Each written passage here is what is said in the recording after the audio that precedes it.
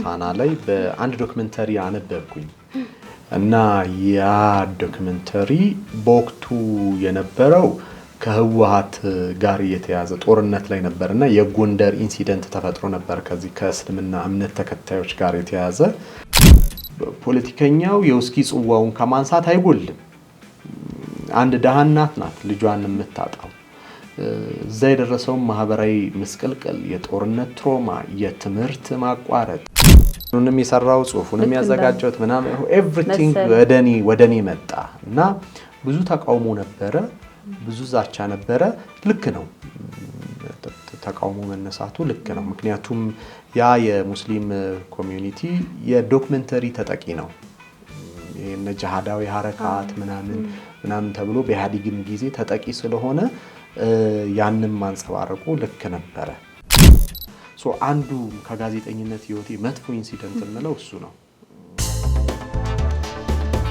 እንኳን ደህና መጣህ እንኳን ደህና ቆየሽ እንቲጂ በጣም ነው ማመሰግነው ስለመጣህ የብዕር እንግዳ ስለሆንክ ከልብ አመሰግናለሁ እኔም እንግዳሽ ስላደረግሽኝ አመሰግናለሁ ቴንክ ዩ ዛሬ እንግዲህ የተለያዩ ጉዳዮች እናነሳለን እንደው ከዛ መጀመሪያ ግን ቀደም ብለን ብስራት ማን ነው የሚለውን አንስተን የተወሰነ ነገር ስለ ብስራት ስለ ልጅነትህ የት አካባቢ ተወለድክ የት አካባቢ ነው የተማርከው የሚለውን እናስተዋውቀውና ወደ ዋናው ጥያቄዎቻችን እናልፋለን አሪፍ እንግዲህ የልጅነት ህይወቴ እኔ ሐዋሳ ልጅ ነኝ እዛ ነው የተማርኩት ኮምቦኒ ይባላል የተማርኩበት ትምህርት ቤት የካቶሊክ ካቴድራል ትምህርት ቤት ነው እንግዲህ እዛ የካቶሊክ ትምህርት ቤት ውስጥ በጣም አሪፍ ስራ ይሰራሉ የካቶሊክ ሚሽነሪ ትምህርት ቤት አለ ጤና ጣቢያ አለ ልብስ ስፌት አለ እናቴ ሲንጀር ትችላለችና እናቴ ጭምር እዛ ነው የተማረችው ሐዋሳ ውስጥ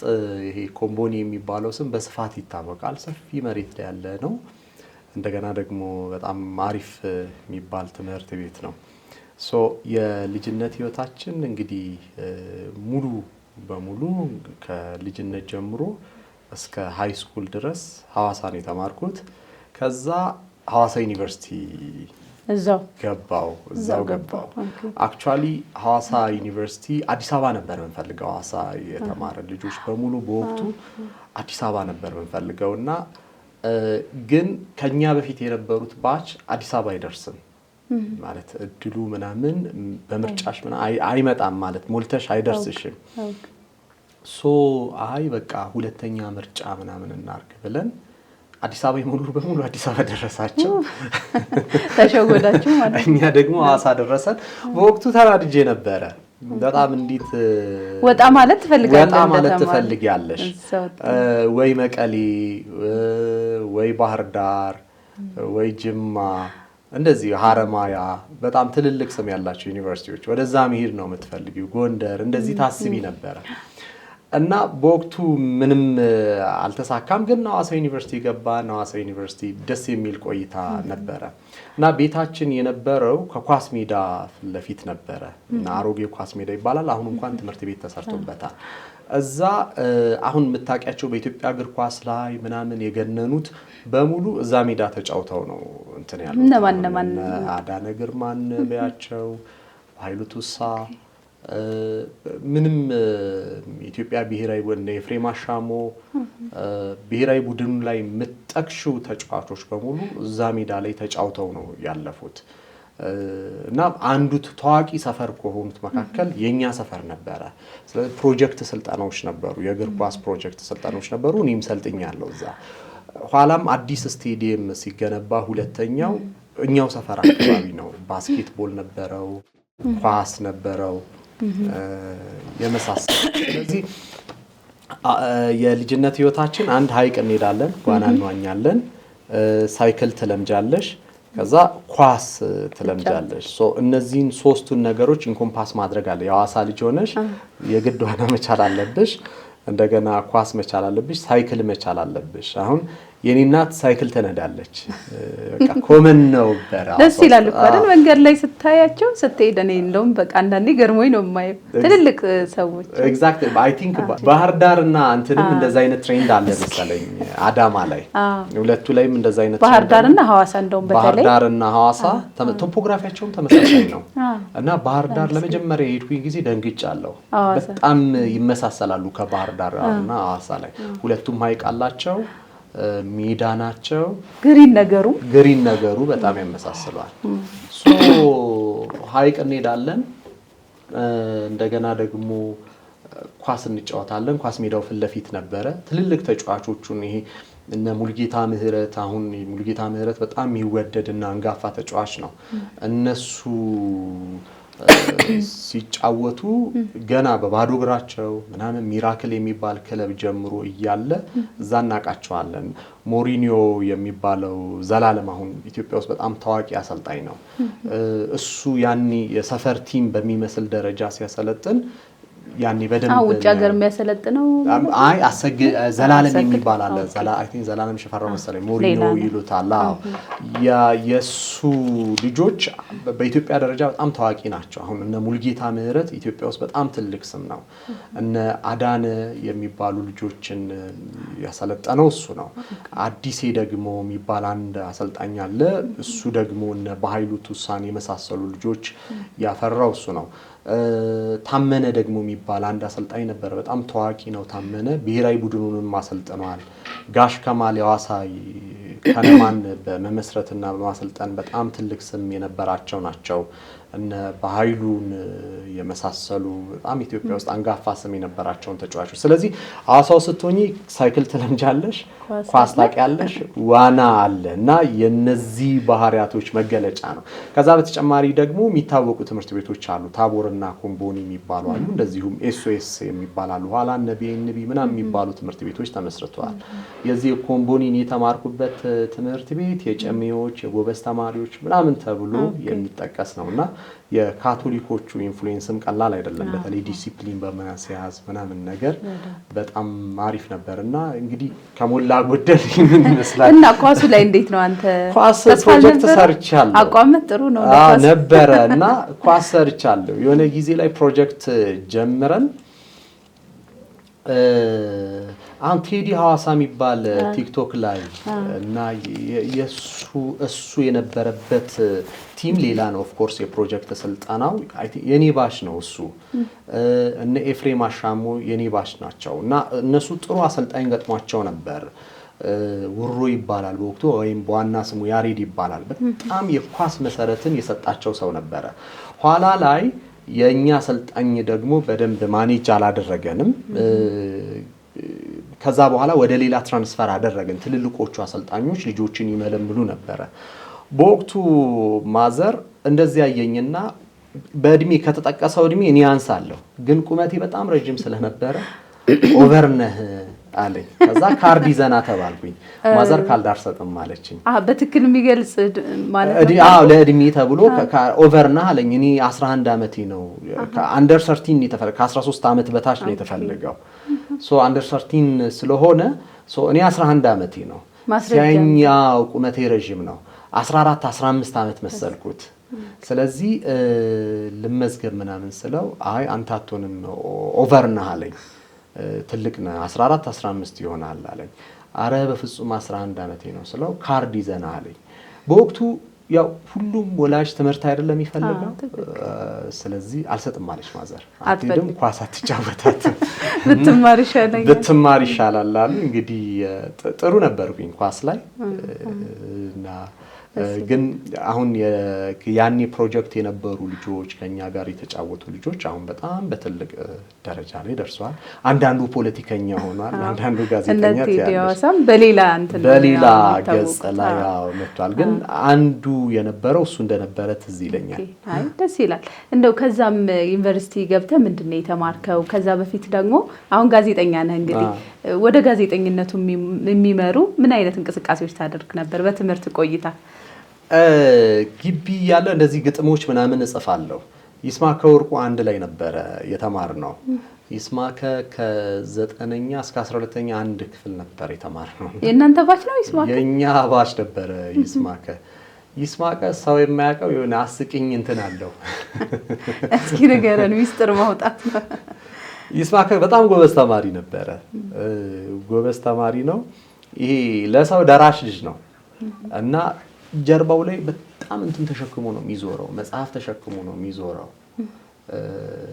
ሪሊ ዲዘርቭ የሚያደርግ ልጅ ነው። በቃ ሪል ደራሲም ነበረ እና መጽሐፍ ተሸክሞ ነው የሚመጣው። ትምህርት ቤት ያመጣልናል እንድታነቡ ማለት ነው። ማለት ይዞ እጁ ላይ መጽሐፍ አይጠፋም ነበረ በወቅቱ። አሁን ሰው አግኖ የሚያወራቸውን መጽሐፍቶች በወቅቱ እኛ ከይስማከ ነበረ የምናገኘው እና ጀርባው ሙሉ መጽሐፍ ተሸክሞ ነው የሚሄደው። ስለ መጽሐፍ ስለ ፊሎሶፊ ማውራት ምናምን ደስ ይለው ነበረ። ሁላችንም ይሄ የሃይማኖት ክርክር 9 10 ምናምን ስትሆኚ ያ ነበረ። ልክ ከ11 ከ12ኛ ስንደርስ ባህሪያችን እየተለወጠ መጣ። ይሄ ፊሎሶፊካል የሆነውን መጽሐፍ ማንበብ፣ ክርክሮች፣ የፖለቲካል አይዲዮሎጂዎች ላይ እዛ ላይ ፎከስ ያደረገ ውይይት ነበር እና ግሩፕ ውስጥ ከነበሩት ልጆች መካከል አንደኛው ይስማከ ነው እና ይስማከ የሆነ ጊዜ ከአንድ መምህር ጋር ተጣላን እና ሁሌ ትምህርት ቤታችን አርብ ዕለት የሥነ ጽሑፍ ዝግጅቶች ይቀርባሉ። ከሱ ጋር ተጣላን። ብንከስም ሊቀበሉን አልቻሉም። መምህሩ ትምህርት ሲሰጠን የሚሰጥበት አካሄድ ደስ አይልም። ነገር ግን ይሄ የተማሪዎችን አቅም ለክቶ ሪፖርት በማድረግ ምናምን ቢሮ ወደደው። እኛ ጠላ ነው፣ ቢሮ ወደደው። ከዛ ክላሽ አደረገ እና ቢሮ በሱ ምክንያት ከአጠቃላይ ከርዕሰ መስተዳድሩና እዛ ካለው ሲስተም ጋር የኛ ባሽ ጥል ውስጥ ገባ እና መምህሩ ላይ ግጥም ጽፎበት መጣ እና ሆላ መምህር ሆላ ሆላ ረቢ ሆላ ምናምን የሚል ግጥም ጽፎ መጣ ይስማከ። ከዛ በኋላ ያ የአርብ እንትን በሱ ምክንያት ተዘጋ። ድጋሚ እንዳይካሄድ ተብሎ ይስማከን ያዘጋብን። በወቅቱ የሆኑ ነገሮች በጣም ተናጋሪ ነበረ ይስማከ። ይሄ አደጋው ደርሶበት ልሳኑ ላይ አሁን በንግግር ቴራፒ እየተደረገ ነው። አግኝቼውም አውርቼው ነበር እና እንደሚጽፈው ነው ሲያወራ።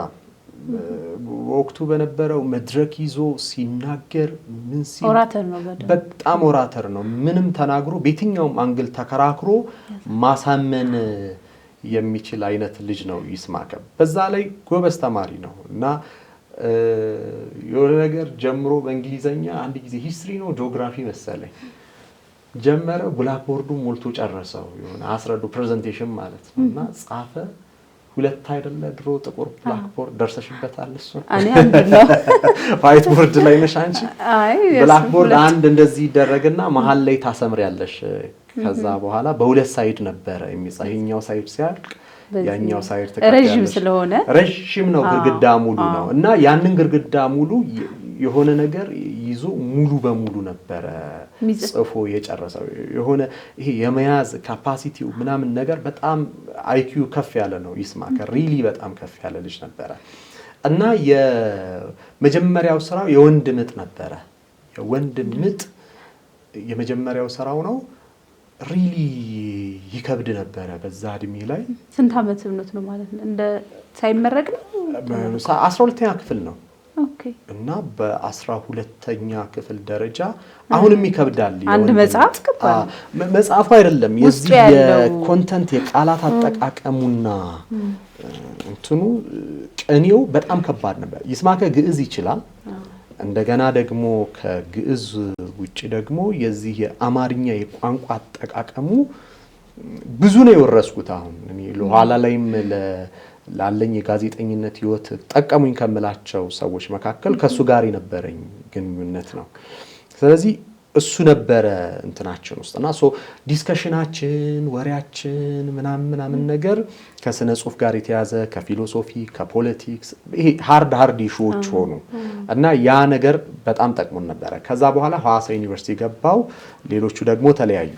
አክቹአሊ መማር የፈለኩት እኔ ቲያትሪካል አርት ነበር። አንድ ድራማ ሰራንና ስነ ጽሁፍ ሞክር ስለነበር ሰዎች አይ ቲያትሪካል አርት ብገባ አሪፍ ነው፣ ምጽፈው ነገር ስተውንም ድምጽህም ወደዛ ስለሚያደላ ወደዛ ገባሉኝ።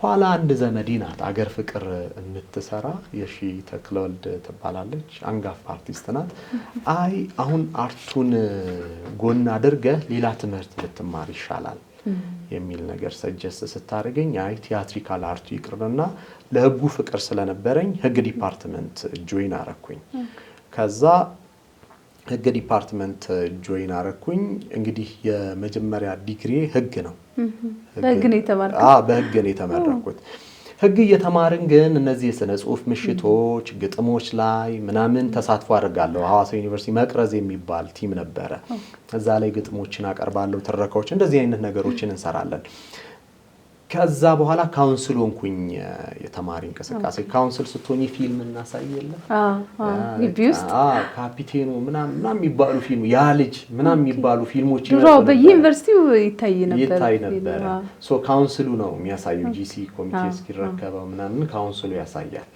ሶ እዛ ላይ ማስተዋወቅ ጀመርኩኝ እና ይሄ ልጅ ድምጽ መድረክ እንደገና ደግሞ ይሄ ተማሪ ልክ 2 ሰዓት ምናምን አካባቢ ነው የሚታየው እና እስከ ከ12 ሰዓት ጀምሮ ቁጭ ብለሽ ታስተዋውቂያለሽ ሙዚቃ እየተከፈተ ይሄ ነው ፊልሙ ነው ግቡ ምናምን ቀስቀሳ ይደረጋል በማስተዋወቂያ ፎርም ነው አሁን ልክ ፊልሞች በሚተዋወቁበት መልኩ ነው የምታስተዋውቂው ሶ የዛ ተጽዕኖ ነበር ስነ ጽሁፍ ምሽቶችን ቸርች ላይ እንደዚህ ተሳትፎ ታደርጊያለሽ ሶ የነዛ ድምር ውጤት መጨረሻ ላይ ሬዲዮ እንትን ተቋቋመ ዩኒቨርሲቲ ውስጥ ማለት ነው የሐዋሳ ድምጽ የሚባል ዩኒቨርሲቲ ውስጥ ተቋቋመ ዩኒቨርሲቲ ውስጥ ሲቋቋም የመጀመሪያ ጆይን ያደረግነው እኛ ነን በእኛ ተማሪ ሆነ ስንተኛ ዓመት ነበር 4ኛ ዓመት ላይ ተቋቋመ አብዛኛው ነገሮች የዚህ የአይዲ ሆነው ምናምን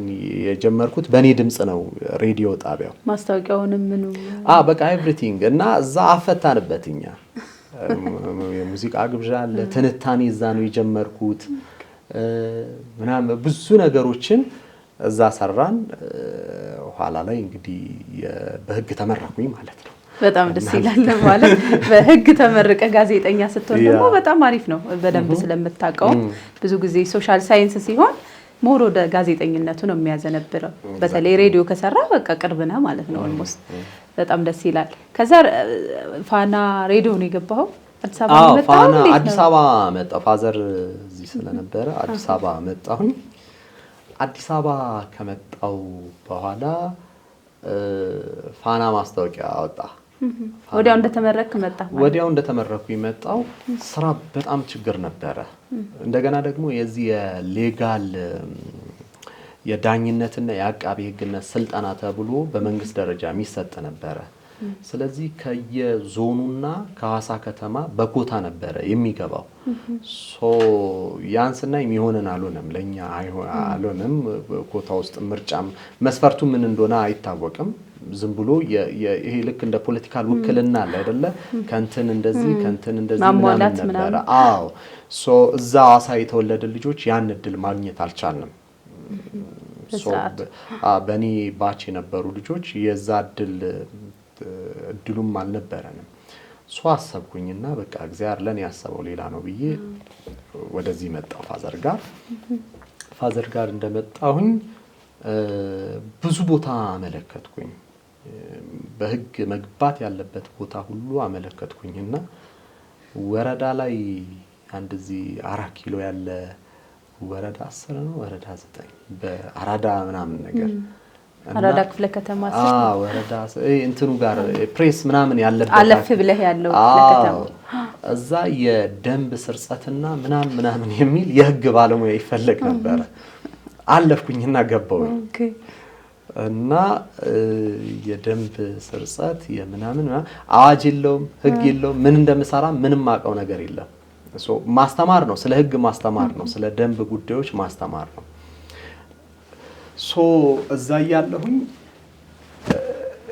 ደንቦች ናቸው ያሉት ደንብ የከተማ ደንቦች ናቸው የሚሰሩ እነሱ የሌጋል ስራውን ሲሰሩ እኛ የግንዛቤ ስራውን ተሰራላችሁ ተብለን የህግ ባለሙያ ተፈልጎ ነው የገባውት ስለዚህ እኔ የህግ ስርጸት ነው እንትኑ ራሱ ስርጸት ማስረጽ ምናምን ምን አሰርጻለሁ 21 ቀን ሰራው ቢሮዋ በጣም ነው የምታስቀው በጣም ስዊት ልጆች ናቸው እዛ የነበሩት ባልደረቦቼ በጣም ደንብ ላይ የሚሰሩ ናቸውና በጣም ጥሩ ልጆች ነበሩ ያው 21 ቀን ነው ያሳለፍኩት እና አጋጣሚ ፋና ሞልቼ ነበር እንትን ብዬ ነበር ከዛ በፊት ያው ብዙ ቦታ ነው ያስገባ ነው ስለዚህ እዛ ሆኜ ፋናን እየተጠባበቅኩ ነበርና የመጀመሪያ ደሞዜን ያገኘሁት እዛ ነው ማለት ነው 21 ቀን ቢሆንም ያው ደሞዝ ተቀብለና የወር ያልሞላ ደሞዝ ምናምን ነገር ተቀብያለሁ ሶ እዛ አካባቢ ሰራውኝ ከዛ ፋና ገባው ፋና በጣም ከ700 ነው ምናምን አይነት ሰው መካከል ነው 10-15 ሰው ምናምን ነገር ተመርጠን የገባ ነው ፈተናው በጣም ታፍ ነበረ ፋና ገባን ሬዲዮ ጋዜጠኛ ሆነም ማለት ነው በቃ የጋዜጠኝነት ህይወቱ ፋና ውስጥ ሀብሎ ጀመረ በጣም ደስ ይላል የሬዲዮ ጋዜጠኛ ሆንኩ ማለት ነው እንዴት ነበር በዛ የነበረው ቆይታ የሬዲዮ ጋዜጠኛ ማለት እንዴት ነበር የገጠመኞችም ካሉ በወቅቱ አጠቃላይ ዛ ፋና ከነበረ ወደ ቴሌቪዥን ከመምጣቱ በፊት የነበረውን እስኪ ሬዲዮ ቆይታ ነገር ፋና ስንገባ እንትን ነው ሰምተን የሰማነው እንትን ያለው ነገር በጣም ከባድ ነበር አንተነህ ደግፌ ቲቪ ዜና የሚያነበው አንተነህ ማለት እንደዚህ አሁን ሃርድ ኒውስ ስለሚያነብ ይሄ ኮስታርታር ያለ ሰው ነው የሚመስለው ድራም ይችላል ሐዋሳ ዩኒቨርሲቲ ላይ አለቃችን ነበረ እሱ ከፋና መጣና የዚህ ሐዋሳ ድምጽ ሬዲዮ የሚባለው ኮሚኒቲ ሬዲዮን ስራ አስኪያጅ ሆኖ እሱ ነበርና ብዙ ሜንተር አድርጎናል ታውቀዋለህ ማለት እዛ ነው የምትተዋወቀው እዛ ነው የምንተዋወቀው እና አንትዬ በቃ ስለ በጣም ኦራተር ነው በጣም ኮሚክ ነው አንተነህ ደግፌ ማለት ከዛ ውጪ ምንም ነገር ድራም ነው የሚደበድበው በቃ ያወራሽም ድራም ይወዳል ድራም ይደበድባል እና ዜና ሲያነብ ደግሞ በጣም ነው ደስ የሚለው እና እሱ በጣም በብዙ ሜንተር አድርጎናል እዛ ያለ ተማሪ ያለ ማለት ነው ስለ ፋና ያወራናል ብዙ ነገሮች ስለ ፋና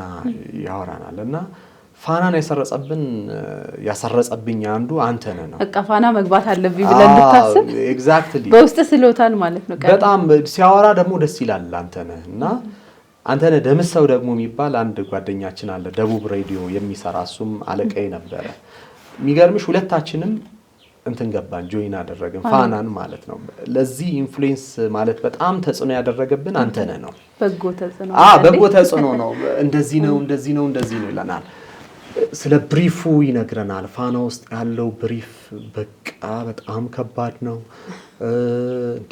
እንደዚህ ነው ይለናል ከዛ በኋላ ፋናን ጆይን ካደረግን በኋላ ሪሊ እሱ ከነገረን በላይ ነበረ ብሪፉ ምን ውስጥ ነው የገባውት ምን ውስጥ ነው የመጣውት ምናምን ትያለሽ አንደኛ በጣም ልምድ ያላቸው ጋዜጠኞች ናቸው ሁለት ይሄ ስራቸው ላይ ኢንች ፐርፌክት ምትያቸው አይነት ነገር የፖለቲካል ውግንናው ምናምን ሌላ ነገር ልንል እንችላለን ግን ፕሮፌሽናል ኳሊቲውን በተመለከተ የነበሩት ጋዜጠኞች የዜና አረዳዳቸው የዜና አጻጻፍ የመሳሰሉ ጉዳዮች ላይ በጣም ፐርፌክት ነበሩ እንደዛም ሆነው ነው የሚተቹት እና የሚተቻቹት ደግሞ ጓደኛ ለጓደኛ ነው እና ማይረባ ዜና እንትን አምጥተ እንደዚህ በጣም ውስጥ ሆነሽ ይጨንቅሻል የሚያለቅስ እኮ አለ ኤዲቶሪያል ያው እንዴ በጣም አንድ ጓደኛችን ነበረችና ዜና ይዘሽ አለ መምጣት በተራሽ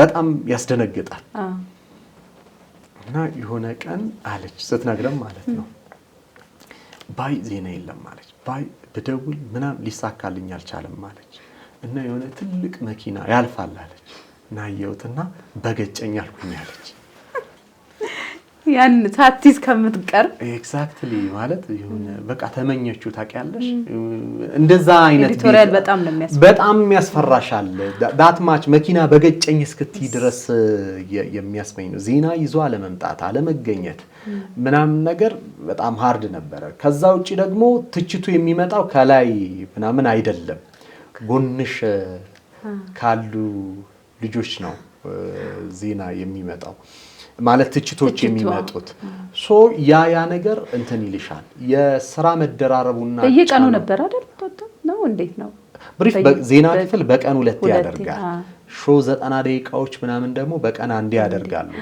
ግን የዜና ሰዓቱ ብዙ ነው ቀን አለ ማታ አለ ሁለት የዛ ብዛቱ ብቻ ሳይሆኑ የጥራት ደረጃው ደግሞ ከፍ ይላል አሟላ የምትባዩ ነገር ሬዲዮ ነው ብለሽ በስልክ ማናገራችሁ ሄደሽ ሰውየውን ዳይሬክትሊ ኮንታክት ማለት ለጥራት ይጨነቃል የስልክ ድምጽና የሪከርዲንግ ድምጽ እኩል አይደለም በማሽን የምትቀርጨው ድምጽ እኩል ሶ እሱ እንትን ይልሻል በወቅቱ አንዱ ዓለም ሽመልስ ባልደረባናችሁ ሰርታችሁ እሱ ነበር አለቃችን እና ኤልያስ እንደዚሁም ድጋፌ በጣም መልካም ሰዎች ናቸው ሪሊ በወቅቱ ማይገቡን ነገሮች ነበሩ ሲቆጡን ሜንተር ሲያደርጉ ምናምን የጨቆኑን ይመስልን ነበር ኋላ ግን በቃ ሪሊ በህይወታችን ላይ የነሱ የጋዜጠኝነት ተጽዕኖ ያደረጉብን በጎ ተጽዕኖ ምናምን ነገር አየን እንደውም አንዱ ዓለም በጣም እንትን ነበር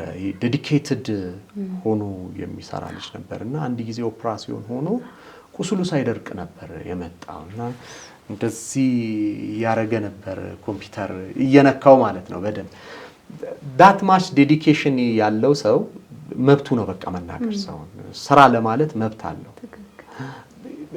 ሰርቶ የሚያሰራ ኮሚትመንቱ ማለት ሰው በዚህ ያክል ደረጃ እንዴት ኮሚትድ ይሆናል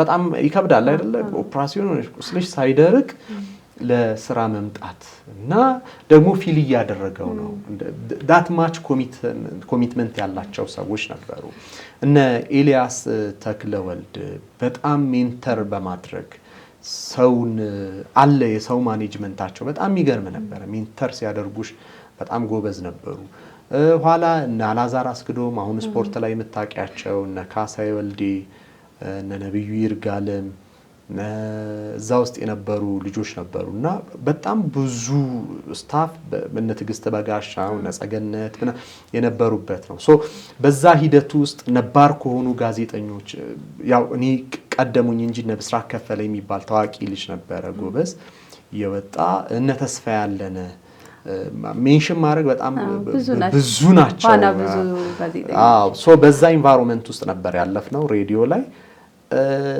አሪፍ ነበረ የሬዲዮ ትዝታ አሪፍ ነበረ ልክ ቴሌቪዥን የመጣው በተለይ ዜና ክፍልም ሾውም በጣም ፒክ ላይ የደረስንበት ጊዜ ነበረ እና አሪፍ ጊዜ ላይ ያው ወደ ቴሌቪዥን ሽግግር አደረግን I miss that time በጣም ደስ የሚል ጊዜ ነው ያሳለፍነው የሬዲዮኑ ይበልጣል ግን የቴሌቪዥኑ እንዴት ነው ማለት ቀላል ነው ሬዲዮ ቴሌቪዥን እንትን ያረጋሻል ከሰው ጋር ያስተዋውቅሻል ማለት የሰራሽውን ነገር በሙሉ ያሳውቀልሻል ሬዲዮ ሪል ጋዜጠኛ የምትሆኝበት ነው ማለት ብዙ ነገር የለመድነው ሬዲዮ ላይ ነው ማንበብ የለመድኩት ሬዲዮ ላይ ነው ለሊት እንገባ ነበር በጣም በጠዋት ነው መንገባው ሬዲዮ ላይ እና የሚገርምሽ በወቅቱ 1640 ብር ነው የተቀጠርኩት ጁኒየር ሪፖርተር ሆነን እና ከጓደኛዬ ጋር ኖር ያለው አይል ኢየሱስ ይባላል እና አንድ ላይ ኖር ደሞዟ ስለማትበቃ ለሁለት አንድ ቤት በጣም ከባድ ጊዜ ነበር እዛ ያሳለፍነው ግን ያው ፋና ጥሩነቱ በወቅቱ ቶሎ ስለሚያሳድግ እንድትተጊ ያደርግሻል ወዲያው ያደገ እየተለወጠ በቃ ስሪ ታድጊያለሽ ከሰራሽ ያሳድግሻል ያ ስታብሊሽ የተደረገው ሲስተም በተለይ እነ ወልዱ እነ አብርሃም ኢንክሉዲንግ ብሩክ ስታብሊሽ ያደረጉት ቲም በጣም አሪፍ ነበር ዛሬ አሁን ወልዱን የሷ አመራር በጣም ስትሮንግ ነበር ቴንክ ዩ ምትዩ ሰው ነው ስታብሊሽ ፋናን ወልዱታል እሱ ኢሚዲየት አለቃዬ የነበረው አብርሃም ነው አብርሃም ማለት ራሱን መግለጥ ብዙ እንደዚህ ሚዲያ ላይ ስክሪን ላይ መታየት የማይፈልግ ግን በጣም ሲያነብ የሚውል ዜናን አረዳዱ በጣም የሚገርምሽ ሲመጣ ሪል ይሄ እንትን ካሪዝማቲክ የሆነ ሊደር ነው እና ሪል ደግሞ በጣም በብዙ ምትወጂው አለቃ እና ለብዙ የሊደርሺፕ ኳሊቲ በጣም የሚደንቅ ነበር እና እነዚህ ሰዎች ይዘውት ስለነበር ሪሊ ሙያተኞችም ስለነበር ሬዲዮ ላይ የነበረንን ቆይታ በጣም አሪፍ አድርገውታል እና ሌሊት እንገባ ነበረ ብሔራዊ ሬዲዮ ላይ ከዛ ቀን 6 ሰዓት አለ ማታ ደግሞ ዜና አንብቡ ይባላል እንግዲህ ልጅነት አለ ሰው ድምጽሽን ሲሰማ ምናምን ይሰማል ደውላ አታውቅም ስሙ የመጀመሪያ አካባቢ እንደዚህ እዛ ስለለመድኩኝ አዋሳም ለነገሩ አለ እዛ ስለለመድኩኝ ከማይክ ጋር ከድምጽ ጋር ምናምን እንትን ስላልሽ ብዙ እንትን አይልሽም ይሄ አለ አይደለ የመጓጓቱ ነገር የለም ግን ፋና መስራትሽና ይሄ ትልቅ ሚዲያ ላይ መስራትሽ የሚፈጥርብሽ ተጽዕኖ አለ አንድ ጊዜ ከዚህ ጦርነቱ ወቅት ላይ ነው በተጣደፈ ጊዜ ላይ ሞር ካንድ ልጅ ጋር ስናወራ ይሄ እንትኑን አክሽኑን ብታፈጥ ነው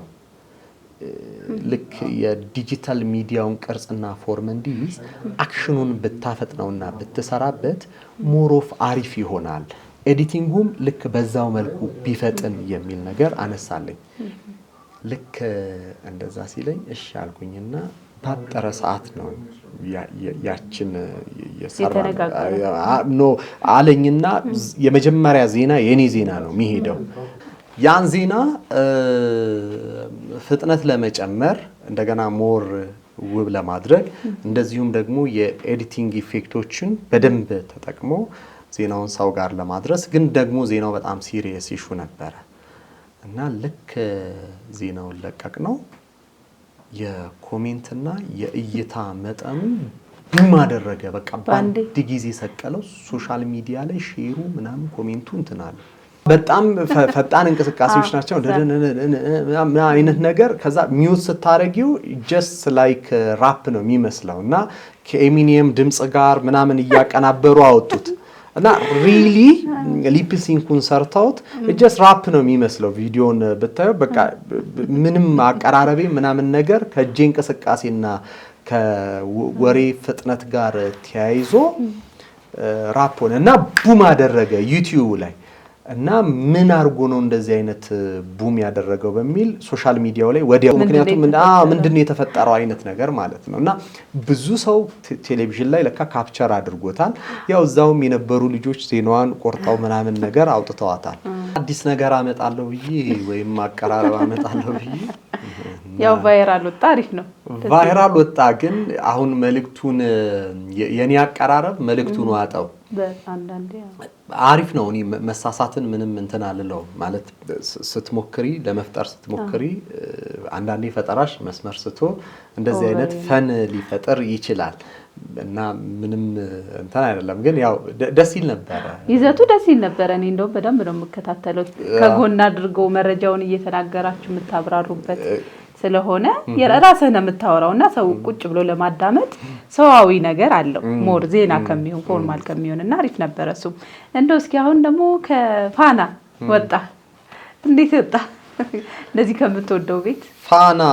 እንግዲህ ብዙ የፐርሰናል ምክንያቶች አሉ ግን አንድ አሳዛኝ ገጠመኝ ነበረኝ ፋና ላይ በአንድ ዶክመንተሪ አነበብኩኝ እና ያ ዶክመንተሪ በወቅቱ የነበረው ከህወሓት ጋር የተያዘ ጦርነት ላይ ነበርና የጎንደር ኢንሲደንት ተፈጥሮ ነበር ከዚህ ከእስልምና እምነት ተከታዮች ጋር የተያዘ ኢንሲደንት ተፈጥሮ ነበር መስጊድ ውስጥ የተገደለ የዚህ በመቃብር ቦታ ላይ የተነሳ ጸብ ሰዎች ሞቱና ከሱ ጋር የተያዘ ችግር ነበር በመላ ሀገሪቱ ኋላ ላይም የሃይማኖት ጸብ ሊነሳ ይሆን እንዴ የሚል ነገር ተነስቶ ነበርና አንድ ዶክመንተሪ መጣ እና በወቅቱ ጦርነት ወቅት ላይ ስለነበረ የህወሓት ነው ይሄንን ያደረገው የሚል ቶን ያለው ነው ልክ በብሔር ሲያቀተው አሁን ደግሞ ሃይማኖት በሃይማኖት በማጋጨት ህዝቡ ህወሓት ላይ እንዳይነሳ ለማድረግ የሚል አይነት ቶን የነበረው ተነበረ ዶክመንተሪ ነው ያመጣ በጣም ባጠረ ጊዜ ነው ፍጥነት ነበረው ያው ፖለቲካው ምናምን ተታቂያለሽ እና እንዳነብ ሴሌክት የተደረኩት እኔ ነኝ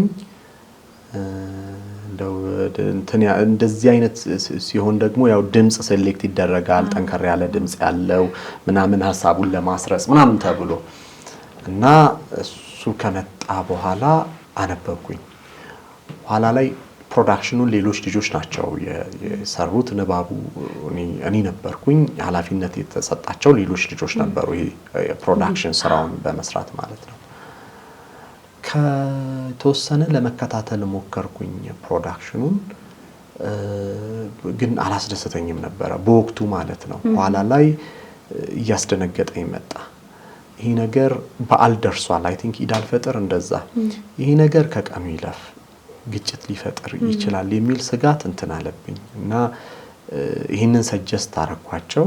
ሁለተኛ እንትን ካለም በኋላ በፍጹም መሄድ የለበትም የሚል አቋምም አንጸባረኩ። ኦሬዲ ግን ከኔ አቅም በላይ ኦሬዲ አንብቤዋለሁ።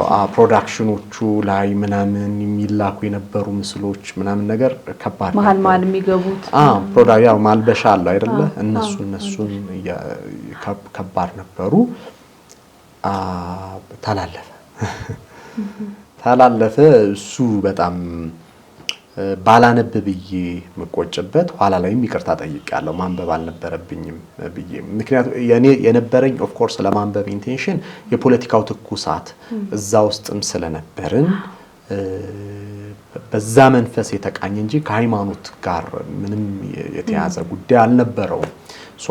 የዛን ፐርስፔክቲቭ አልነበረውም ጽሁፉ። ግን ኋላ ላይ ፕሮዳክሽኑ ሲወጣ ምናምን የገቡት ድምጾች አውዱን ቀየሩት ሙሉ በሙሉ ማለት ነው። እንዳልኩሽ ሌሎች ልጆች ነበሩ ፕሮዳክሽኑን የሰሩትና አውዱን ሙሉ በሙሉ ቀየረው። የቲክቶክ ምስሎች ምናምን እና ሁሉም ኃጢያት ተሰብስበው እኔ ላይ መጣ።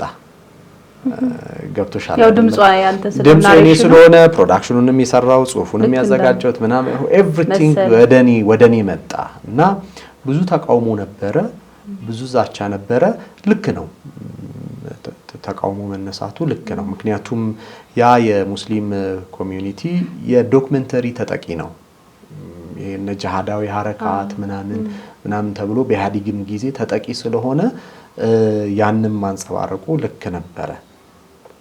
እኔም ማንበብ አልነበረብኝም ማለት ትልቁን ጥንቃቄ ማድረግ ነበረብኝ ብዬ አስባለሁ። ያው ግን አላነብም ማለት ትችላለህ እንደ ድርጅት ፋና ውስጥ ጋዜጠኛ እስከሆንክ ድረስ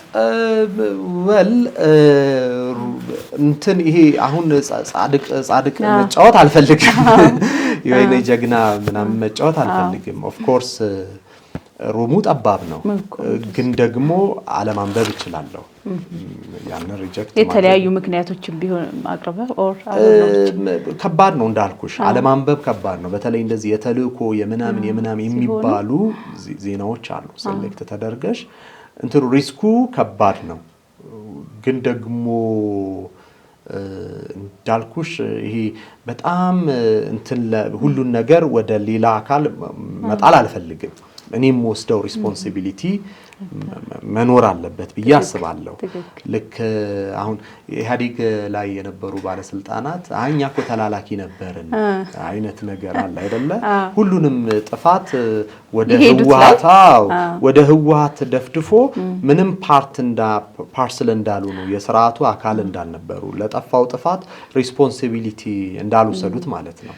ማለት እዛ ውስጥ እስከተገኘሽ አንድ አካል ነህ ኤኒዌይስ። አንድ አካል ነሽ። ስታስፈጽሚ ነበር፣ ስትሰሪ ነበር፣ ጥቅም ስትወስጂ ነበር፣ ቪኤት ተጠቃሚ ነበርሽ፣ አበል ነበርሽ፣ የውጭ ጉዞ ከዚህ በላይ ምንም ልታረግ አትችልም። እና ታዲያ ይሄን ሁሉ የነበረ ሰው ኢቭን ወሳኝ የነበረ ሰው አይ ሌሎች ልከውኝ ነው ቢል አሳማኝ አይደለም አይደለ? ልክ ነው፣ ጫና ሊኖር ይችላል። ዶሚናንሱ መኖሩን አትከጅም። ግን ደግሞ ላኪ እንዳለ ሁሉ የሚላከውም ሰው የራሱ ኃላፊነትና ሪስፖንሲቢሊቲ አለ። አትሊስት እሺ ብሎ ተልኳል። እንትን አይደለም አሁን ጻድቅ መጫወት ፈልጋለሁ ምልሽ ላስነበቡኝ አካላት ብቻ ሁሉንም ኃላፊነት መስጠት አልፈልግም። እኔም ድርሻ አለኝ ነው። ስለዚህ ለዛ ነው ይቅርታ የጠየቅኩት። በሰዓቱ ይቅርታ ጠይቀሃል? ጉዳዩ ይርገብና ይቅርታ ጠይቃለሁ ብዬ ነበረ። በጉዳዩ ላይ ይቅርታ ጠይቄያለሁ። አሁንም ቢሆን ይቅርታ መጠየቅበት ማንበብ የሌለብኝ ዶክመንተሪ ነበር። ማንበብ የሌለብኝ ዶክመንተሪ ነበረ።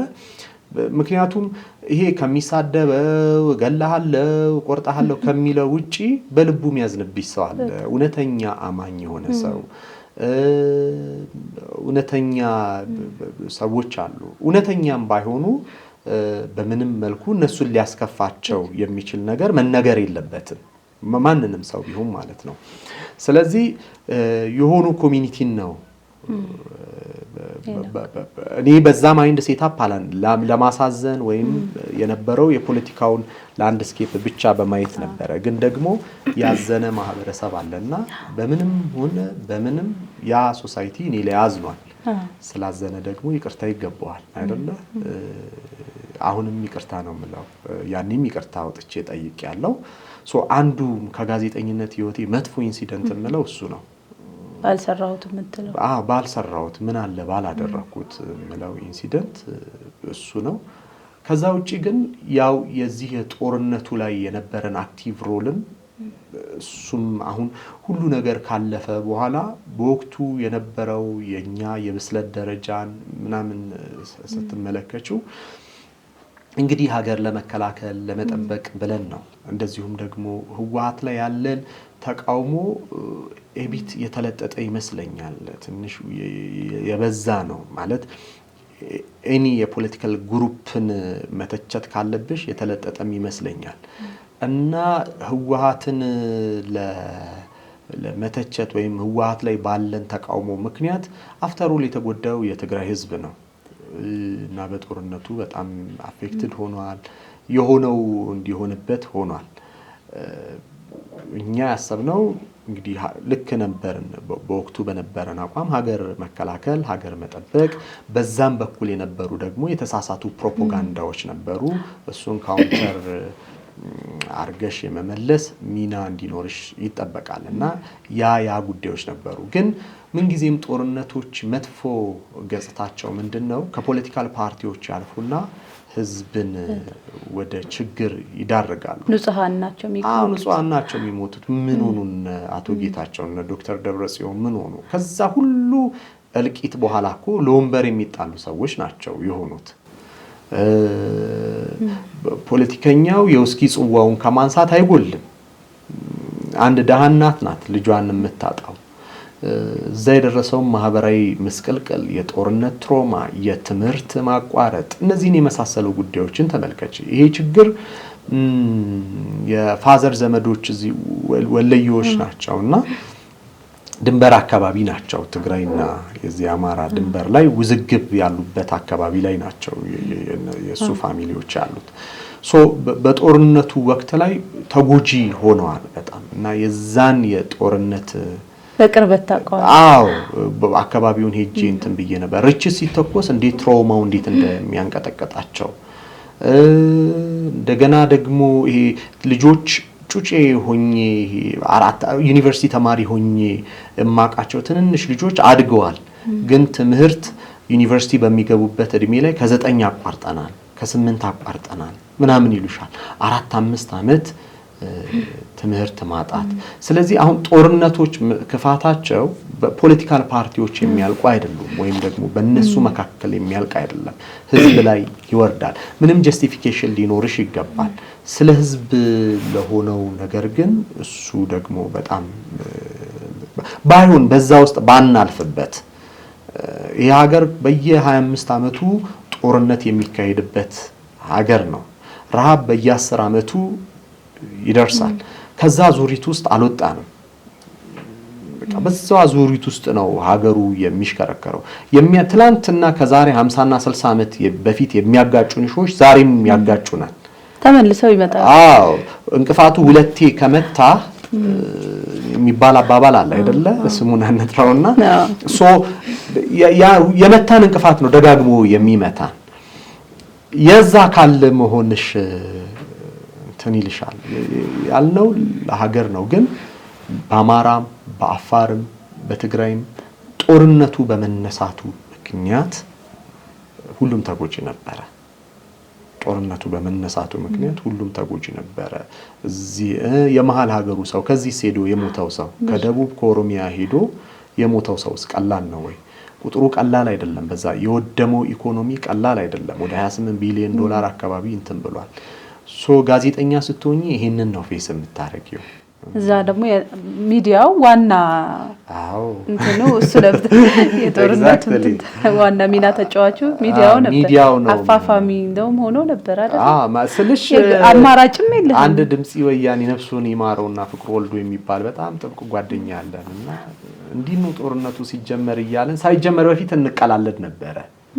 አንተ በዚህ ሳይድ ሆነ እኔ በዚህ ሳይድ ምናምን እያለን ሄደን እሱ ድምጽ ወያኔ እዚህ አዲስ አበባ ያለው ብራንች ነበር የሚሰራው። እኔ ፋና ነው የሚሰራው እና የሚገርምሽ ስልክ እንለዋወጣለን። ይሄ የእንትና ስልክ አለ እንዴ ምናምን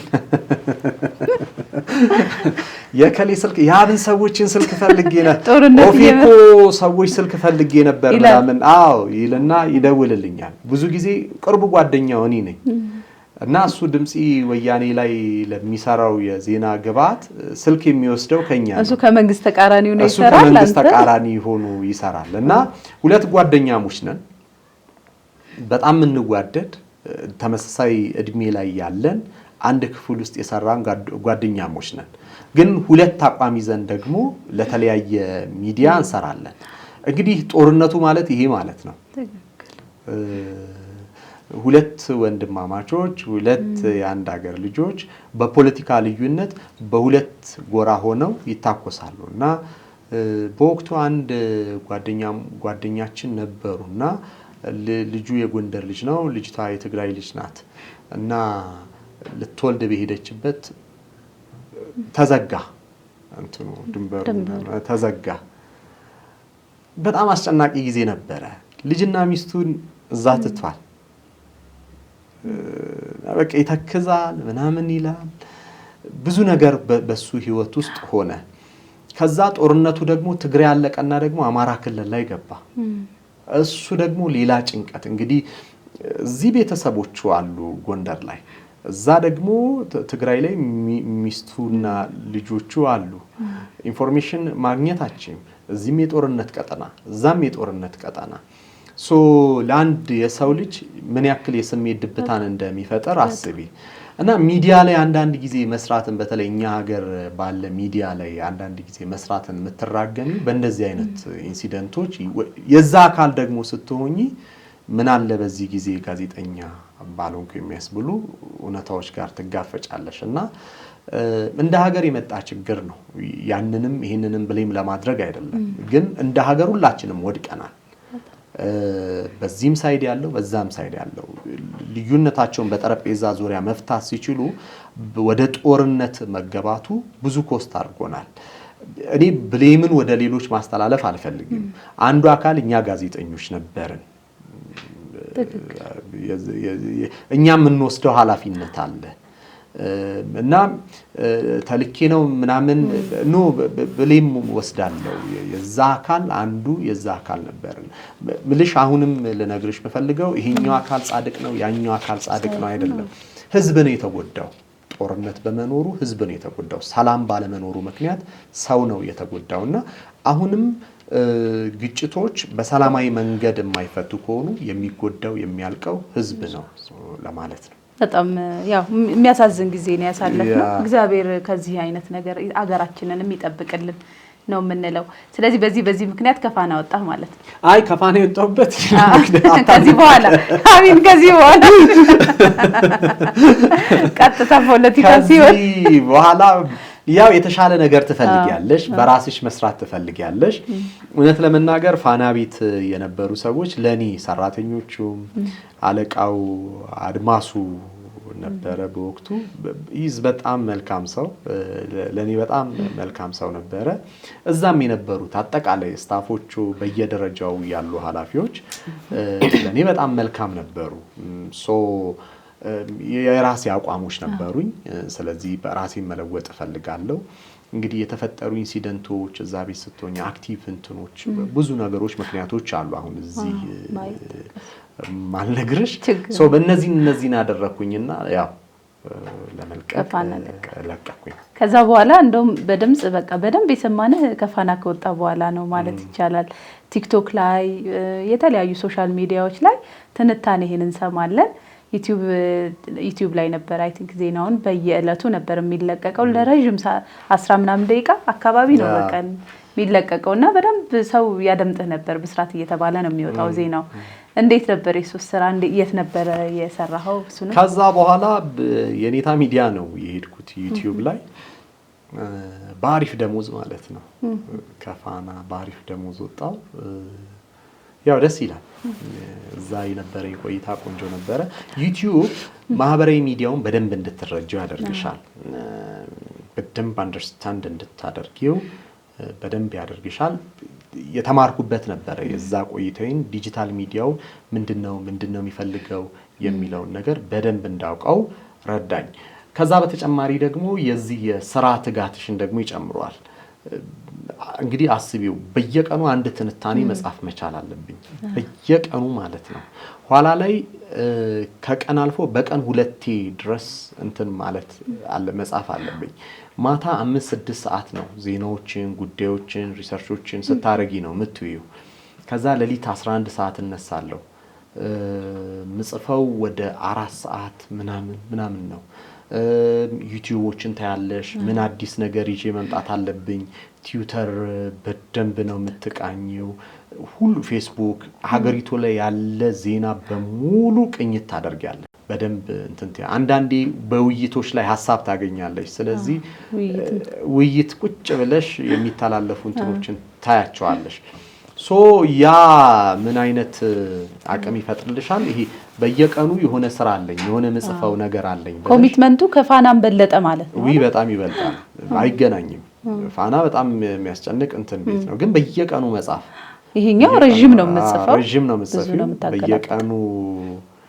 ከ10 እና 12 እስከ 15 ደቂቃ ድረስ የሚሄድ ትንታኔዎችን መጻፍ እንትን ፋና ዳሰሳ በሳምንት አንዴ የምንሰራው ማለት ነው በጣም የሚካበድ አንድ ፕሮግራም አለ እሱን በየቀኑ ማድረግ ማለት በጣም ከባድ እዛ ላይ የበቁ ልጆች ምናምን ተብሎ ነው በሳምንት አንዴ እኮ ነው ዳሰሳ ላይ ከሊ ገባ ተብሎ በቃ የብቃት ማረጋገጫ ነው ይሄኛው በየቀኑ ሆነ ስለዚህ በየቀኑ ሐሳብ በየቀኑ ማንበብ በየቀኑ ሰርች ማድረግ ምናምን ነበርብሽ አክቹአሊ ቲክቶክ ላይ ነበር ልጆች የሚያወጡትና የኔ አይደለም ብዙዎች የኔ ይመስላቸው ነበር ቲክቶክ ላይ ያለው ያው በእኔ ስም ብዙዎቹ ያወጡት ነበር በደንብ ፕሮሞት አድርጎታል ብዬ አስባለሁ ሶ ዲጂታል ሚዲያው ከዚህ በኋላ ያው እየወረሰ ነው የሚሄደው ብዙ ነገሮችን እየወረሰ ነው የሚሄደው ምክንያቱም አሁን ትልልቆቹ ሚዲያዎች ከተመለከታቸው ኦሬዲ ወደ እንትን ገብተዋል ፖድካስተር ነው የሆኑት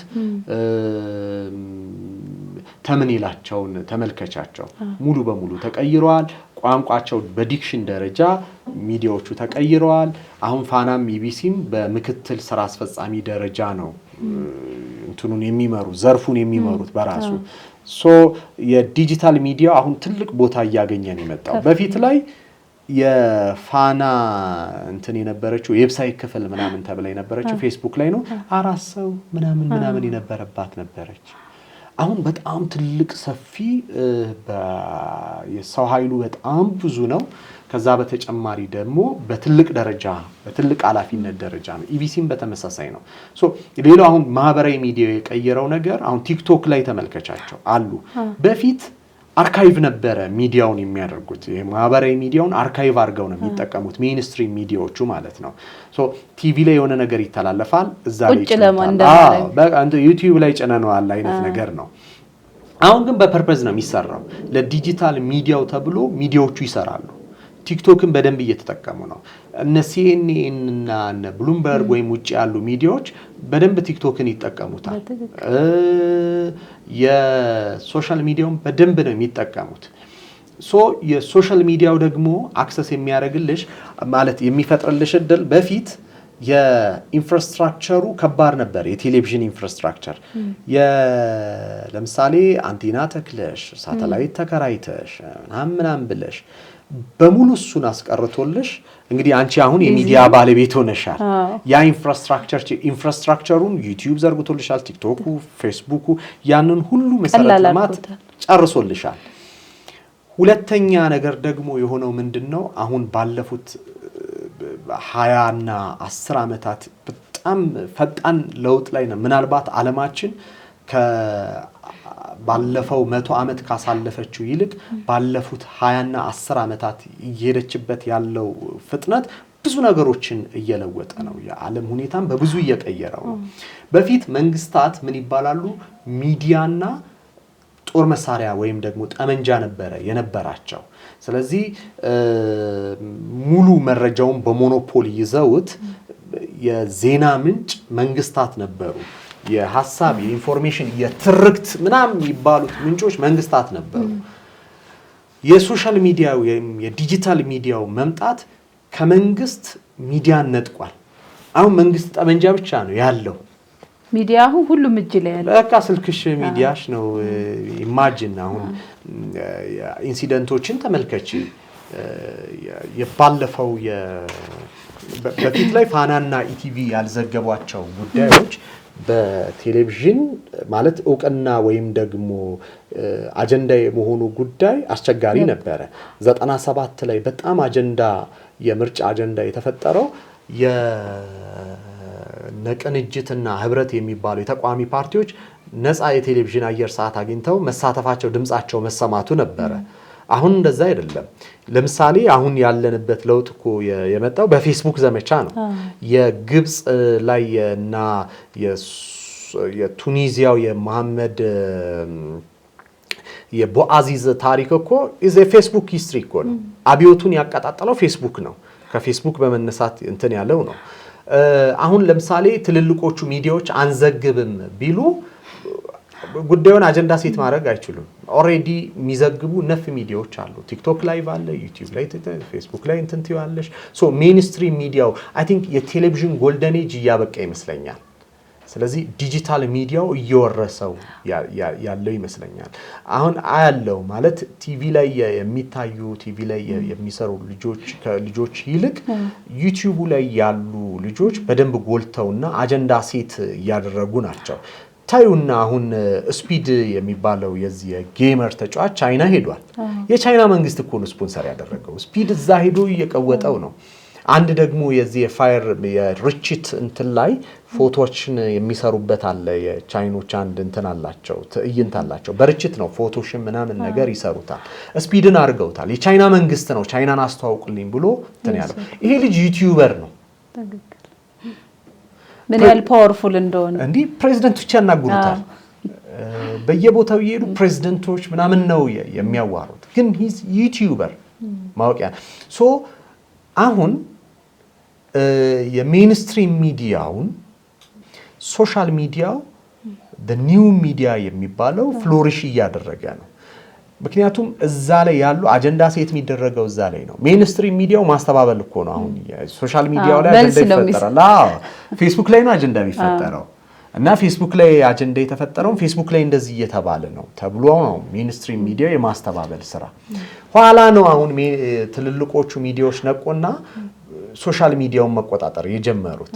እኛ የምንጠቀመው ማለት ኤግዛክትሊ አጀንዳውን ሴት እናድርግ ወደሚል የመጡት እና ሶሻል እዚህም ከመጣው በኋላ አሁን ወደ ሀገሬ ቴሌቪዥን አሁን ጆይን አድርጌያቸዋለሁ። እዛ ኤዲቶሪያል ዳይሬክተር ሆኜ ነው እየሰራሁ ያለሁት። እዛም ከመጣም በኋላ አንዱ ስትራቴጂይዝ ያደረግነው ነገር ዲጂታል ሊድ ሚዲያ ሰርቪስ የሚል ነው። የዲጂታሉ ሚዲያ በደንብ እዛ ላይ መስራት መቻል አለብን የሚል አሴ ማኔጅመንት በደንብ ተወያየንና የሚገርም ለውጥ መጣ።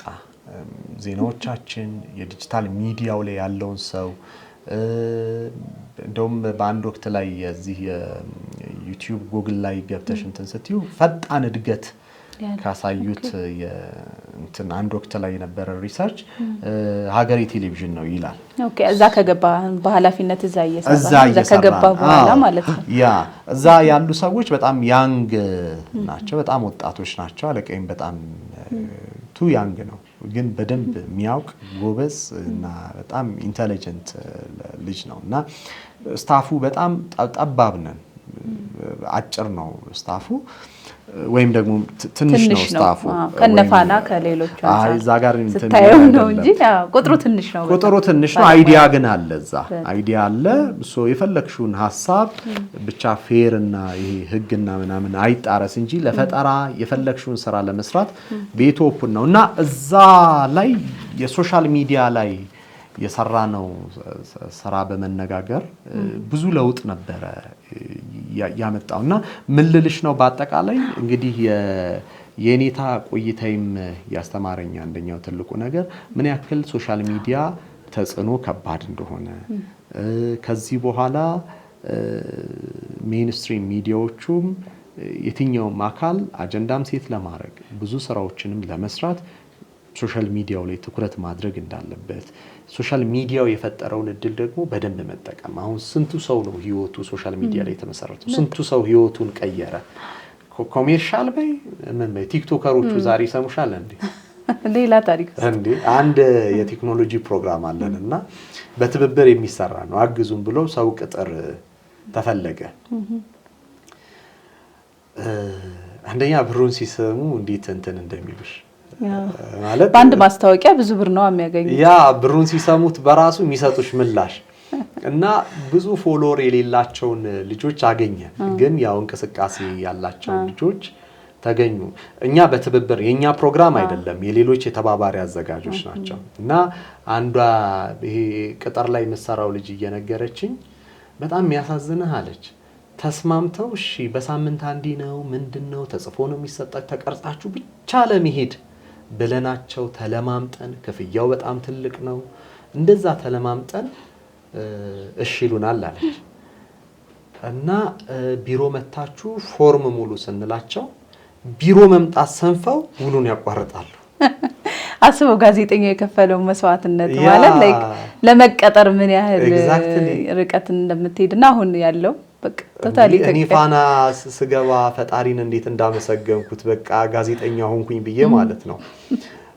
አሁን አይሰሙሽም ያሉበት ደረጃ ምክንያቱም ኮስት አናሊሲስ ይሰራል። የሆነ ቢሮ ሄዶ ፎርም ሞልቶ መታወቂያ እንትና ሲሶ ምናምን ነገር ይሄ ፕሮክራሲ ነው የሚሆንበት። ቁጭ ብሎ የተሻለ ገንዘብ ይሰራላ። የሶሻል ሚዲያው ተጽዕኖ እዚህ ድረስ ነው ለማለት ነው። በጣም የሚገርም ነው። ያው አሪፍ አድርገህ ገልጸዋል። ሶሻል ሚዲያ እኔም ላነሳለህ ነበር አንተ አንስተዋል። አሪፍ ነው የገለጽከው። በጋዜጠኝነት ህይወት እንግዲህ እንዲህ እያልክ አሁን ላይ ደርሰሃል። በኃላፊነትም እየሰራህ ነው። እንደው ግን በጣም ያሳዘነ ኢንተርቪው ያደረግከው በጣም ያሳዘነ ማትረሳው ገጠመኝ ካለ አንድ እናንሳና ወደ ማጠቃለሉ እንሄዳለን። አንድ እንትን ከዚህ ጋር ተያይዞ የገጠሙኝ ያሳዘነ እንኳን አይደለም። የራሽያን ቱዴይ እዛ ዘገባ ሰራላችኋለሁና ሞሮፍ እነሱ ከዚህ ከቤተክርስቲያን ጋር የተያዙ ጉዳዮችን በጣም ይፈልጉት ነበረ። ምክንያቱም በሩሲያና ዩክሬን ጦርነት ወቅት ሲኖዶሱ ለሁለት ከፍለውባቸዋል ምዕራባውያን። በወቅቱ ደግሞ ኢትዮጵያ ውስጥ የሲኖዶስ መከፈል ነበርና የሩሲያ መንግስት የኢትዮጵያ ኦርቶዶክስ ተዋሕዶ ቤተክርስቲያን መከፈልን ከተቃወሙ እና ስትሮንግ አቋም ከነበራቸው መካከል አንዱ ነው። ምዕራባውያኑ እዛ ሀገር ላይ የዩክሬን ሀገራቱ ቢለያዩም ግን ሲኖዶሱ አንድ ነው፣ ፓትርያርካቸው አንድ ነው። ይህንን ተቀበሉ አፍርሱ ከሩሲያ ጋር ተለያዩ ነበር የሚሏቸው። ፖለቲካ ሌላ ነው፣ ሃይማኖት ደግሞ ሌላ ነው በሚል ነበር እና በወቅቱ ኢትዮጵያ ውስጥ የነበረው ኢንሲደንት ላይ መንግስቱ አቋም ይዞ ነበረ ሲሰራ የነበረውና ዜና በጣም ፍላጎት ነበራቸው። አንድ ሁለተኛ ትንሽ አሳቀኝ ፈረንጆቹ ማይረዱት ነገር እዚህ ሀገር ሁሉ ነገር እንደነሱ ይመስላቸዋል። ልክ የሆነ ነገር ያዙሽና ትራንስፖርት ቀላል ይመስላቸዋል፣ ሎጂስቲኩ በጣም ምቹ ነው የሚመስላቸው ምናምን ነገር እና በዛ ማይንድ ሴታፕ ነው ያ የኮሚኒኬሽን ጋፕ ይፈጥራል። አንዳንዴ የሚሰጡሽና ምናምን ዜና እነዚህ ሰዎች ምን እየሆኑ ነው ትያለሽ። አንድ ጊዜ የዚህ የኦሮሞ ነጻነት ሰራዊት ወይም ኦነግ ሸኔ እንትን የታጠቀው መሳሪያ የኢራን ስሪት ነው ብሎ ኤዲተሩ ላከልኝ። መሳሪያው የኢራን ስሪት ነው እና ይሄንን ሄደ የት ነው የሚሄደው አትነ ይሄን አጣርተህ ዜና ስራ ማለት የሳኩት ሳቅ ማለት ነው በአግሮሞት ማለት ነው። ኢማጂን ወይ ኢትዮጵያን አያውቋትም ማለት ሄደሽ ወታደሮቹን አግኝተሽ ያዛችሁት የጠመንጃ አይነት ምናምን እንትኑ ቁጥሩ ሞዴል እንደዚህ አይነት እንትኖችን ይሉሻል። ይሄ ጋዜጠኛ ሲባል ነፃና እንትን ነው ብለው ስለሚያስቡ እዚህ አይነት እንትኖች ውስጥ ይከቱሻል። የዚህ አማራ ክልሉን በተፈጠረ ጊዜ ላይ ሄደህ እንዲያርገህ የሚሉ ነገሮችን ያነሳሉ። ወል የአንድ ጋዜጠኝነት ትልቅ ኃላፊነት እንደሆነ ይገባኛል። ግን የአንድ ጋዜጠኝነት ኃላፊ በጣም ፕሮቴክቲቭ ካልሆንሽ በስተቀር የመሳሪያ ሞዴል እንዛ ድረስ ይከባል። የኛ ሀገር ጋር እንትኑም ይሄን አይፈቅድም። ገና ያደግንም በዛ ደረጃ አልደረስንም እንጂ ሌላ ዓለም ላይ ይችላል መብቱ ነው መንቀሳቀስ። ኢንቨስቲጌሽኑም ከባድ ነው። ምክንያቱም የመሳሪያውን የያዘው አካል ማለት የሀገራት ግንኙነትን ነው የሚጠቁመው። ማንን እያስታጠቀ ነው የሚለው እና ፖለቲካል ኢንተርፕሪቴሽኑ ከባድ ነው። ስለዚህ የታጠቀው አካል የመሳሪያውን አይደንቲቲ ለመንገርም የሴኩሪቲ ኢሹ ይሆናል። ተልኮ ምንድነው ማነህ ምናምን የሚባሉ ጉዳዮች ከዛም እንትን ይመጣሉና ኮስት ሊያደርግሽ ይችላል። አንደኛው በጣም ያሳቀኝና የገረመኝ ይሄንን ሰምቼው አላቅም። እኛ ሀገር ላይ እንደዚህ አይነት ትዕዛዝ አለቃዬ ሰጥቶኝ አያቅም። አንደኛ የገረመኝ ነገር እሱ ነው። በሁለተኛ ደግሞ ልክ ፋና ገብተን ጀማሪ ጋዜጠኛ ያለው ዶክተር ሙላቱ ተሾመ ነበሩ ፕሬዝዳንት እና በቃ ፋና ማለት ለኔ ሁሉን ነገር ጠይቆ የሚፈቀድለት ከማንም በላይ በቃ ምንም ነገር ጠይቆ ፒኤሙን አስቆሞ ምናምን ነገር ጠይቆ የሚፈቀድለት ነበረ የሚመስለኝ እና በወቅቱ ዜና ደረሰና እዚህ ኢስተርን ኢንዱስትሪያል ፓርክ ላይ የመኪና ሊፋም መሰለኝ የሚያስመርቀው እሱ ነበር የወሰደን እና ከቻይናው አምባሳደር ጋር ቁጭ ብለው እያወሩ ነበረ። ቶሎ በል ዜናውን ላክ 6 ሰዓት ሆነ ያንተ ዜና ተይዟል ሌላ ዜና የለም ምናምን ሲሉ በዚህ ፕሬሸር ውስጥ ነኝ ብል ፕሮግራሙ ይጀመራል 6 ከሩብ ሆነ ብል መረጃ የሚሰጠኝ የለም እና ፕሬዝዳንቱ ይናገራሉ አናግረና ብሎኛል አለቃውና በጣም አስጨንቆኝ ምንም አይደለም ብዬ በእንደዚህ በአለቃው ወይም ደግሞ በሳቸው በፕሬዝዳንቱ ጀርባ ሄድኩኝና እንደዚህ ነክቼ ከፋና ነው የመጣሁት በዚህ ጉዳይ ስል የሆነ እጅ እዚህ ጋር ሲይዘኝ ተሰማኝ አረገና ማለት እኔ ያዘኝ እና እዛ ይሄ ቶልፓክ ወይም ነጭ እንትን አለ አይደለ ይነጋገራሉ የሆነ ሰው ምናምን ሊመዝ ማለት ነው እንትን ይላል ተጠጋው አይነት ነገር ይላል ከዚህ ይዞኛል በጣም ጠንካራ እጅ ነው ይያዝ ሴኩሪቲ ጋር ጋዜጠኛው ማለት ነው እና ለቀቀኝ ጋዜጠኛ ነኝ ይለዋለሁ ምንም አልገባኝም ነበር እና በቃ ጋዜጠኛ ሁሉ ነገር የሚፈቀድለት ፕሮቶኮልን የሚጥስ ፕሮቶኮል የሌለው ይሄ አሲዩም እናረጋው አለ አይደለ ጋዜጠኛ ሳንኖን ስንቀር ወይ ፊልሞች የሚሸውዱን ወይም ደግሞ ሰዎች ስለ ፕሬስ ፍሪደም ኢንክሉዲንግ ህግ ትምህርት ቤት ሁሌ መብት የጋዜጠኛው ተብለሽ ምትመጪው ነገር አለ ወይ መምህራኖችሽ የሚያስረዱሽ ነገር እና በዛ ኢጎ ውስጥ ነኝ እኔ ጋዜጠኛ ሁሉ ነገር ይፈቀድለታል ነው እና ቀብ አርጎ ያዘኝ ለምን ትይዘኛለህ አልኩት ላናግራቸው አይደለ እንዴ ኢንተርቪው ታረጋቸው ነው እና ውጣ ያለ የሆነ ቦታ እንተና ውጣ አለኝ ኢማጂን አለቃዬ ዜና እየጠበቀኝ እኔ ወጥቼ ማለት ነው እንደዚህ ነው የመጣሁት ምናምን ስለው በቃ የትም እንትን እንዳትል አርፈ ቁጭ በላለ ብቻ የሆነ ክፉ እንዳላሰብኩና ባድ ኢንቴንሽን እንደሌለኝ ተረዳኝ በክፋት እንዳላደረኩት ምናምን ተረዳኝ አስተዋይ ጋርድ ነው እንጂ ያስረ ነበር ኢሚዲየትሊ ዱላው ማለት ከዛ በኋላ ሄድኩኝና ከነበሩ ጋዜጠኞች መካከል ጎን ቁጭ አልኩኝ አንድ ኢዮብ የሚባል አውቶሞቲቭ ላይ የሚሰራ ጋዜጠኛ አለ ኪዳነ ምረት በለታው ቀማ ተፍታለች አለ ኢሚዲየትሊ ማለት ነው። ከባድ ምን ሆነ ነው በጀርባቸው ሄደ ሴኩሪቲ ባለበት ሳይፈቀድልህ አሁን ሄደ ቶሎ ይቅርታ ጠይቀዋል። አለበለዚያ የሆነ ክፍል ውስጥ አስገብተው ሲቀጠቅጡህ ነው የሚያድረው ሲለኝ ደነገጥኩኝ። አሁን መረዳት ጀመርኩኝ። ኦኬ ፕሮቶኮል የሚባል ነገር ለካለ ዝም ብለሽ ኮት ጎትተሽ ሰውን አታናገሪም እና በቃ ኢሚዲየትሊ እንትን በል ዜና ከፈለግ ያንን አናግረው ምናምን አሉኝ። ዜናውን ጻፍኩት። ኢሚዲየትሊ ሄድኩኝ ነገርኩት ለጋርዱ።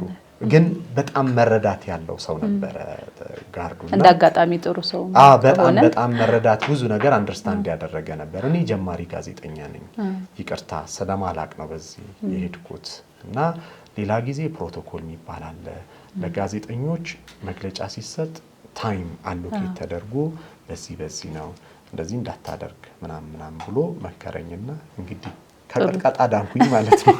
ድናል። በጣም ደስ ይላል። ወደ መጨረሻው አካባቢ ደርሰናል። እንግዲህ ብስራት እዚህ ድረስ ከመጣ ደግሞ ስለ ቤተሰቦች ስለ የራስ ፋሚሊ ይኖርሃል ስለሱ ነግረህን እንድታልፍ ፈልገናል። መጨረሻ ላይ እሱን እናንሳና ፕሮግራማችንን እንጨርሳለን።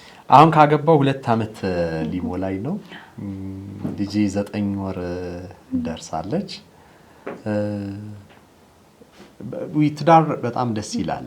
ራሱ የሚፈጥርሽ የሚሰጥሽ ደስታ መሰብሰብ መቻል ኃላፊነት ከዛ በኋላ ደግሞ ልጅ ይመጣል። ልጅ ደግሞ በራሱ ይዞት የሚመጣው ደስታ እሱ ደስ ይላል። ከምንም ደግሞ በላይ ኃላፊነትሽ እየጨመረ አቶ የሚባለው ቦታውን ሲያገኝ ማለት ነው። አባወራ ስትሆኚ ጋቢ ጣል አድርገሽ ቡናሽን እሱ ስታፍ ደስ ይላል። ከምንም በላይ እንግዲህ ከባለቤቴ ጋር ከተገናኘን በኋላ በጣም ደስ የሚል ጊዜ ነው ያሳለፍነው። እግዚአብሔር ደግሞ ተጨምሮበት በብዙ ረዳን። ትዳራችንን ባረከው። ብዙ ነገሮችን ነበረ ከባድ የሚባሉ ጊዜያቶችን እናሳልፈን ነበረ። ግን የሚገርምሽ ትውውቃችን አጭር ጊዜ ነው። በዛች አጭር ጊዜ ላይ ነው ወደ ትዳር የገባነው። ትዳር ውስጥ ከገባን በኋላ ደግሞ በጣም ደስ የሚል ጊዜ እያሳለፍን ነው። እግዚአብሔር ደግሞ በልጅ ባረከን። ለሰርግ የሚሆነን ወጪ እያንዳንዱ ነገር ላይ የእግዚአብሔርን እጅ ታይበታለሽ። ያው የሱ ፍቃድ በሚሆንበት ጊዜ ላይ ያመቻችልሻል። አሁን ታየዋለሽ ብቻ እግዚአብሔርን በእያንዳንዱ በመውጣትና በመግባት ሂደትሽ እንደዚሁም ደግሞ የሚያገናኝሽን ሰው ከዛ በተጨማሪ ደግሞ ትዳር ውስጥ ያለው በረከትን እንድታጣጥሚ ይረዳሻልና ያው ትዳር ከእግዚአብሔር የሚሰጥ ድንቅ ስጦታ ነው። ልጅም እንደዛው ጋብቻ ክቡር ነው መኝታውም ንጹህ ይሁን ይላል መጽሐፍ ቅዱስና እግዚአብሔር ወዳከበረው ስፍራ ነው የምትገቢው። በህይወቴ ሰርጌ ላይ እናቴን ቤተሰቦቼ በተለይ ከእናቴ ጋር ልዩ ቅርበት አለኝና የሷን ደስታ ሳይ ለሰርጉ ብዙም ቦታ ትኩረት እኔ ያልሰጠሁትም ነበር። ባይኖርስ ምናምን ብለሽ ነው የምታስቢው እና እንኳን ደገስኩ ያስብላል። በሷ አይን ውስጥ የማየው ቤተሰብ ካስደሰተ በተለይ በሷ አይን ውስጥ የምታየው ደስታ እና ድል አድራጊነት ልጄን ለዚህ ያበቃው የሚል ኩራት ያንን ስታስቢ እንኳን ተደገሰ እንኳን አገባው ትያለሽ እና ያው ወጣት ነኝ ግን ደግሞ ከዚህም ቀደም ቢል ደስ ይለኝ ነበር። የተፈጠረውን ስታይ እንደዚህ አሪፍ ነበር እንዴት ዳር ነበር ወይ እንድትይ ያስደርግሻል። ያው እግዚአብሔር ታይሙን እንግዲህ አንዳንድ ጊዜ በራስሽ አትወስኝም። ምናልባት ከተመረኩኝ ከ2 አመት በኋላ አገባለሁ ምናምን ትያለሽ። ከተመረኩኝ ከ7-8 እንደዛ አሁን 2 አመት ሊሞላኝ ነው። ኦልሞስት 8-9 አመት በኋላ ነው ያገባሁት እና አንዳንድ ጊዜን እኛ እንወስነውም እና የጊዜ ባለቤት አለ። ያ ደግሞ የጊዜ ባለቤት በወሰነልሽ ጊዜ ላይ ነገሮች ይከናወናሉና ሁሉም በጊዜው ውብ አድርጎ ሰራው አይደለም ይለው እና ነገሮች ውብ ሆኖ ለመሰራታቸው የጊዜው ባለቤት ነው የሚወስነው። ግን ሁላችሁም አግቡ ነው ማለት የኛም ምክር ነው ጥሩ ስለሆነ ትዳር አግቡ እንላለን እንግዲህ ስቱዲዮአችን ድረስ መተ ፈቃደኛ ሆነ ከብዕር ፖድካስት ጋር ቆይታ ስላደረክ በጣም ነው የምናመሰግነው ጥሩ ቆይታ አድርገናል ደግሞ ድጋሚም ልንገናኝ እንችላለን በጣም ነው የምናመሰግነው ብስሬ ስለመጣ በብዕር ፖድካስት ተመልካቾቻችን ስም ማለት ነው ተመልካቾቻችን የዛሬው ፕሮግራማችን ይሄን ይመስል ነበር ከጋዜጠኛ ብስራት መለሰ ጋር ያደረግነው ቆይታችንን ስለተከታተላችሁ ከልብ እናመሰግናለን ብዕር ቲቪን ሰብስክራይብ ያደረጋችሁ ቤተሰብ እንድትሆኑ እንድታበረቱን ደግሞ እናንተን እንጠይቃለን ሳምንት በሌላ እንግዳ እንገናኛለን እስከዚያው ጤና ይስጥልን